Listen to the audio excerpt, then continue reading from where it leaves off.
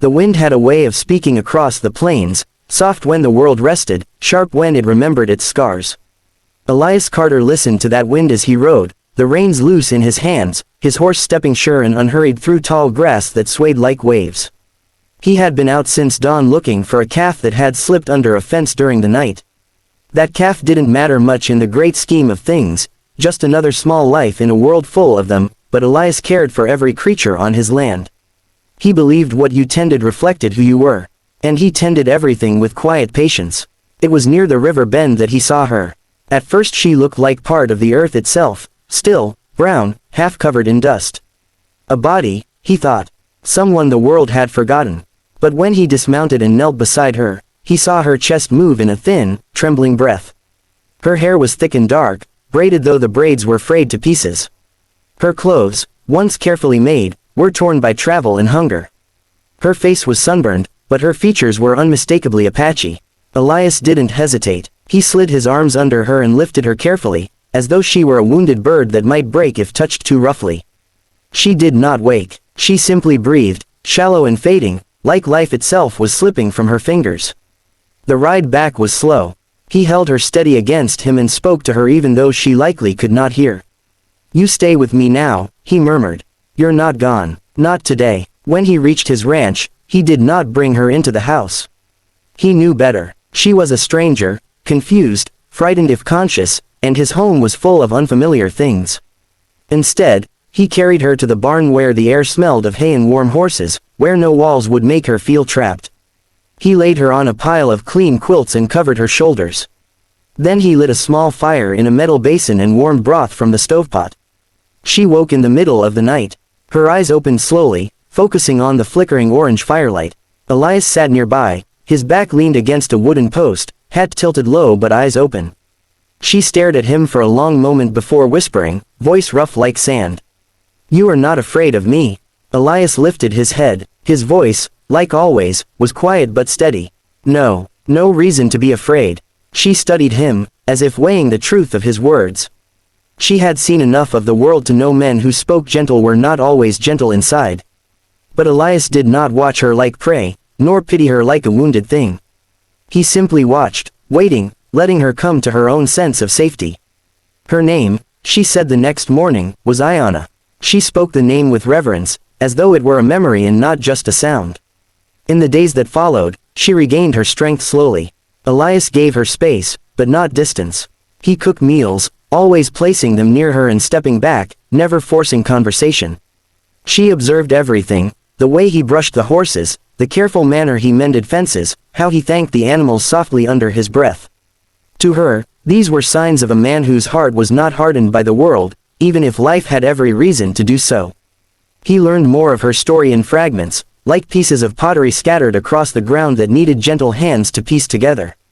Her tribe had been removed from their home territories. Those who survived had traveled for weeks, some dying from hunger, others from the cold mountain nights. Her parents had both passed, her brothers and sisters scattered to unknown destinations. She had tried to follow their trail, but winter had swallowed the trail, leaving her wandering without direction. Elias listened without pressing her for more. When her voice broke, he did not reach for her. He simply sat closer. There were moments of silence that were not empty, but shared. One evening, after she had regained most of her strength, they walked along the pasture fence. A family lived not far across the field. The mother was outside with two young children, laughing as she lifted them into the air and set them gently into the grass. Their laughter was a sound that filled the air and settled deep in the bones, a sound of life untouched by fear. Ayanna stopped walking. Her eyes softened, something fragile flickering behind them. "They are lucky," she whispered. "To laugh like that." Elias followed her gaze. "They've had their share of hard days too," he said. "Everyone has. Doesn't always show on the outside." Ayanna looked thoughtful, her expression distant, like she was searching a memory she could almost touch but not reach. "In my people," she said slowly, "children are made from more than blood. They are made from the songs of the mother and the strength of the father. From community, from prayer. They belong to everyone." She watched the mother hug her children close. "But here, white people make children through choosing each other. Through love." Elias hesitated. "Well, yes, in a way." Ayanna nodded, accepting the explanation without knowing what she was missing. She turned to him with the same earnest clarity she had spoken with since the day he found her. So white people make children this way. By choosing. Can I try too? I wish to have family again. The words struck him deeper than he could ever show on his face. They held no flirtation, no suggestion beyond longing. She was asking, with a heart still broken but still hoping, how to make a home where she might belong again. Elias didn't correct her. Not yet, not clumsily, not in a way that would wound. Instead he stepped closer and laid a steady, warm hand atop hers. Ayanna, he said quietly, you don't need to make a family to have one. You just need to stay, and be stayed for. If you stay here, you won't be alone. Her breath broke, not in tears, but relief so deep it trembled through her entire body. For the first time, her smile appeared. Small, soft, real, but the world always has a way of noticing what it doesn't understand. And the world of Willow Creek had already begun to whisper. The sun had risen high enough to soften the chill of morning, though there was still a gentle coolness riding the breeze as Elias and Ayanna stepped back out into the dusty main road. The saloon doors swung shut behind them with a hollow thud. Neither spoke for several minutes. Elias waited because he understood silence. Ayanna stayed quiet because she was thinking, absorbing, placing what she had just learned into the quiet corners of her spirit. They walked slowly toward the hitching post where Elias's horse was tied. The animal snorted and pawed the ground, sensing their nearness. Ayanna lifted her hand and brushed her fingers along its neck, humming a soft, steady tone. Not a song for others, but one for the horse alone. A rhythm of comfort. The animal lowered its head and stilled, the tension leaving its muscles as though it had exhaled something heavy. Elias watched her. There were things about her he did not understand, but that did not make them foreign or strange to him, just different. Indifference was not threatening unless a man chose to make it so. Are you all right? He asked, his voice low, careful. Ayanna nodded, though her eyes were distant. I learned something today. The question I asked, it was not the question they heard. Elias tilted his head, encouraging her to continue. When people speak where I come from, she said slowly, we try to listen for the heart beneath the words. But here, they listen only to the words on the surface. I must remember that. Elias leaned against the fence rail. They weren't laughing at you. They were laughing because they didn't understand you, and they didn't know how to handle that. Ayanna's gaze returned to him, warm but searching. Will they always fear what they do not understand? He didn't have to think long. Most do. Some don't. Those are the ones who matter. She considered this. Then I will learn to speak in both ways. So I may be understood by those who wish to listen. Elias felt something move in him then, not a sharp feeling, but something quiet and deep, like the forming of a river in a place that had been dry for too long. They mounted the horse again, Ayanna behind him, sitting straight and balanced without needing to hold tightly. She was not fragile, though she had lost much. There was a steadiness in her that he admired. She did not cling. She did not collapse. She simply stood back up over and over again. The ride home was slower than the ride into town. Ayanna watched the grasses bend, the sky shift, a hawk circle overhead. The world here was different from the rocky, forested homeland she had come from, but the wind carried familiar songs. Land changes shape, but sky remembers. When they reached the ranch, Elias helped Ayanna dismount though she did not need the help.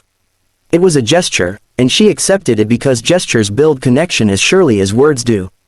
The afternoon settled into work. Ayanna asked Elias to show her how he tended the ranch, a quiet request, earnest. He led her to the corral first. Several horses paced inside, restless from the heat. Ayanna stood still near the gate and simply watched them. Her eyes did not dart. Her breath remained steady. She waited, not for the horses to approach, but for them to feel safe enough to do so. After a few minutes, one did, a bay mare with a thin white stripe down her nose. Ayanna reached out, palm open, fingers relaxed. The mare came closer and pressed its muzzle gently into her hand. Ayanna closed her fingers slowly, deliberately, in a motion that spoke of patience rather than conquest. Elias found himself smiling, not broadly, not enough to show teeth, but the kind of smile that grows from watching something rare and good. You have a way, he said. Ayanna stroked the mare's neck. I only listen. Animals speak with their breath, their steps, their eyes. If you listen with your whole spirit, they tell you what they need. Elias leaned his arms on the fence. Most people don't listen that long. Ayanna turned her head toward him, her expression soft. Most people are convinced they already know. There was no accusation in her words, just truth. Truth spoken gently is harder to reject. As the day stretched, they worked together.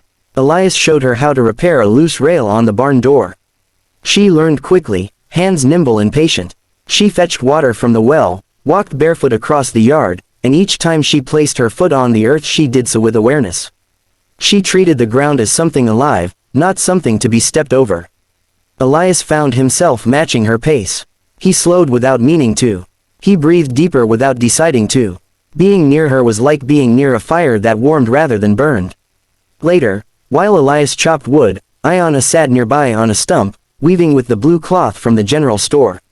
She had traded something small for it, a small beaded charm she had kept from her mother. She wove the cloth carefully, turning it into something useful, a sling, a cover, a piece of clothing perhaps. Her fingers worked with memory, not instruction. Did you always create things from what you found? Elias asked, wiping sweat from his brow. Ayanna paused, thinking. We were taught to honor what we had. To waste nothing. To give thanks even to the smallest thing. Everything has spirit. Everything has value. Even sorrow, if we learn from it. Elias split another log. And what has sorrow taught you? She didn't answer at first. Not because she did not know, but because she was shaping the words carefully. Sorrow taught me that I am still here, she finally said. Even when everything else is gone. The simplicity of it struck him harder than any confession could have. The sun dipped lower. Shadows lengthened. They ate dinner by lantern light, beans, cornbread, and black coffee. Ayanna ate slowly, tasting each bite. She did not take food for granted. She had once walked days without any. After they finished, she spoke again, her voice gentle. I wish to do for this place what you have done for me, she said. You gave me space to heal. I will help make this land strong. I will make this place, home. The word home lingered like the glow of a fading fire. Elias nodded, not a big gesture, just one that meant everything. And somewhere in the quiet of that evening, without ceremony, without declaration, without need for explanation, they had already begun to build the family she had asked about. Not through blood, not through misunderstanding, but through kindness chosen again and again.